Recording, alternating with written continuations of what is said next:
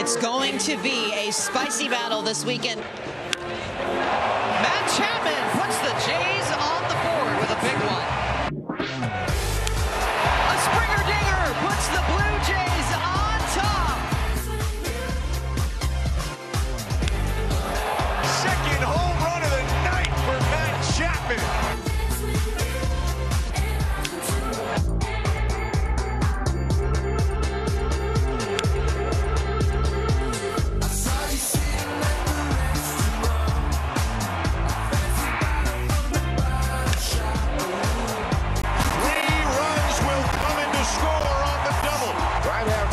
Has had some big hits for the Blue Jays over the course of the season.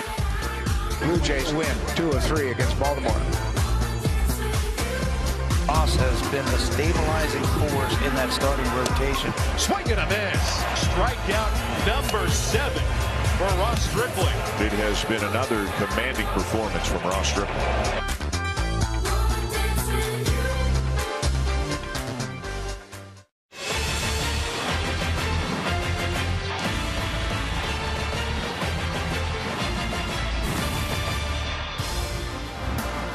The penultimate road trip of the year begins at Citizens Bank Park in Philadelphia, a quick 2-gamer, a place where you may recall was very briefly the home of the Blue Jays back in 2020, a COVID-shortened year. George Springer, always a happy man, and he and Vladimir Guerrero Jr. are set to face the Phillies tonight on Sportsnet, and we've got it for you a little earlier than normal, it seems. So glad you could join us here on Blue Jay Central. I'm Jamie Campbell. Joe Siddall is here, and he's got lots to show you with respect to not only Guerrero, but Jansen, who's having a wonderful September. So are the Blue Jays, for that matter. Take a look at the standings as they sit today. The Blue Jays were off yesterday. They lost on Sunday, yes, but they still home a 1-game lead on the Rays, 1.5 on Seattle, and an extensive lead on the Baltimore Orioles, a team they will see before the regular season is up. Consider there are just 15 games remaining. 2 in Philly, 4 down in Tampa, and then it's home to face the Yankees and the Red Sox before finishing the regular season at Camden Yards in Baltimore. So, based on the standings, this team is on solid foundation as they find their way to Philadelphia, and that's where we find Hazel May. Well, Jamie, even though this team dropped a tough series finale to the Orioles, you'd be hard-pressed to find something really negative to say about the way this team has played collectively in this final month of their 2022 regular season, with their sights set firmly into the postseason. Manager John Schneider said he's really pleased with what he's seeing. He said he really likes the way his team is performing, loves the way they're competing, and said, quote, "We're just playing good baseball." And Schneider is right about that, but not just good baseball at Rogers Center. This team seems to thrive away from home as well. Overall, the Blue Jays have the 3rd best road record in the American League, the 6th best in all of Major League Baseball. And this might be why, since August the 18th, the Blue Jays have the highest road win percentage at .824. That's a 14-3 record.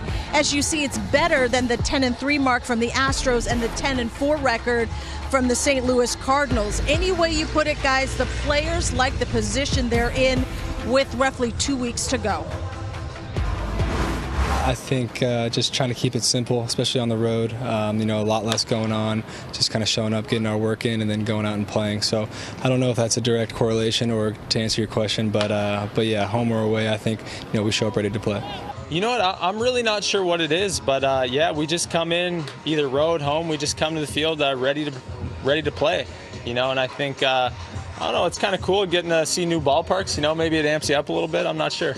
You know, it's different from where it is from beginning of the season. Now we're in September baseball where, like, literally we're playing a playoff game every day. So, you know, that's how it feels. It feels like a playoff game every day, and, you know, we want to get to the goal that we wanted to be. We don't want to be like last year. We were 1 game short, you know, but this year we just want to make it all the way and make sure that we get to the playoff. I think it's a testament to the talent of the team that we have. It's veteran guys, and I think understanding that every game is important this time of year. So I know the second half has been really good, and I think it's just guys responding to the challenge right now.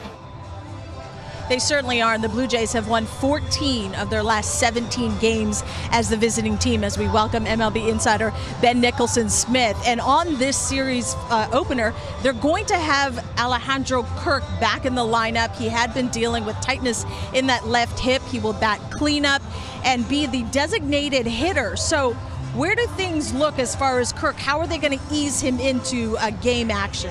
Yeah, today really is step one to get him back in there as the DH. Of course, a really effective bat for the Blue Jays all season, earning an all-star nod. So that's step one. Then tomorrow, they're expecting that he will catch and be back there behind the plate with Kevin Gausman. So at that point, fully ready to go, described by people around the team as basically all systems go at this point. So that's a good sign. Now, there's one restriction there, which basically is the base running.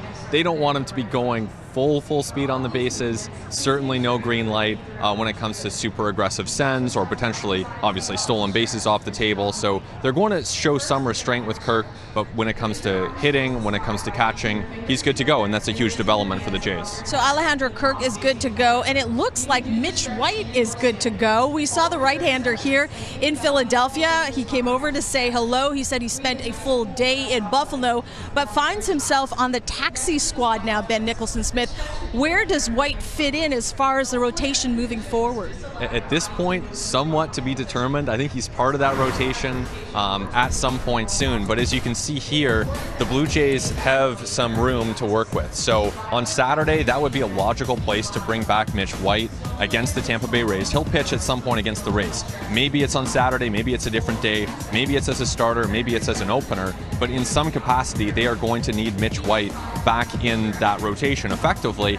And if they do use him Saturday, they could use Manoah on Friday, and then that would allow them, if they wanted, to bring Manoah back in the finale against the Yankees next week. So a lot of moving pieces. Obviously, it depends on the Orioles, depends on the Yankees. So a lot of variables for the Jays to take into consideration. But Mitch White, part of that equation from here on.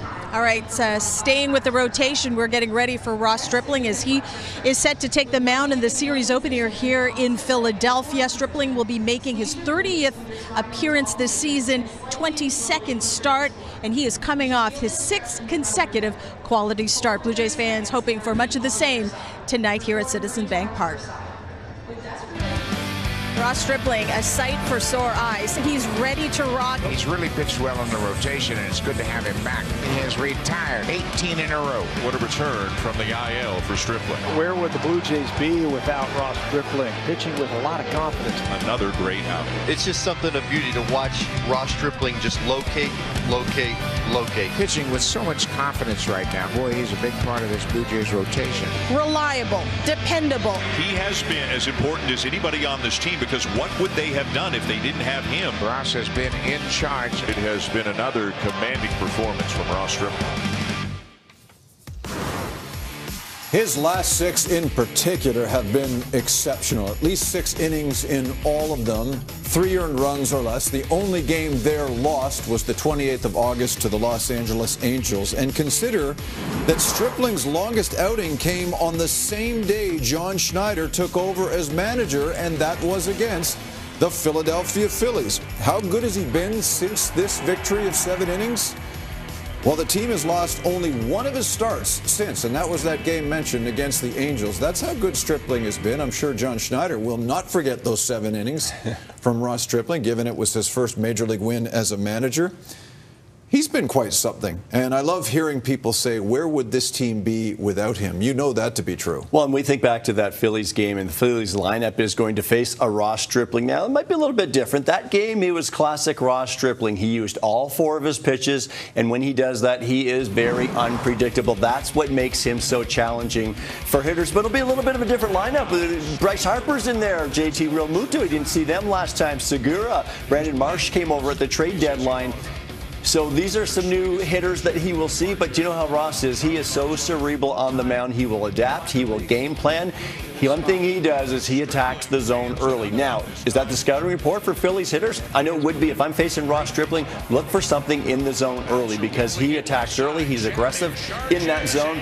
The problem now for hitters facing Ross, you can be aggressive early, but what's coming? He loves to flip in that first pitch breaking ball to left-handers, and then the changeup will certainly play off of that, because One thing as a hitter, right-handers, they're not going to see the curveball as much, so you have to try to do the old process of elimination. Well, he's starting to throw the changeups to righties as well as lefties, and when he's spotting it like that, it makes it very difficult. And he has just been so consistent with all 4 of his pitches. And when you're consistent with those pitches, you can throw them anytime in the count. And that's what I think the Phillies lineup will be dealing with tonight. A little bit of a different Stripling than they saw the last time, more than 2 months ago, but also a new lineup for Ross. So it will be a challenge, and that's that little cat and mouse game that we love to watch. 2 guys on a roll at the plate right now, Danny Jansen and Vladimir Guerrero Jr. Joe's going to peel off the jacket, grab a bat, and show you what Jansen's been doing in the month of September as he gets ready to support Ross Stripling in Philadelphia tonight. Stay with us here on Blue Jays Central.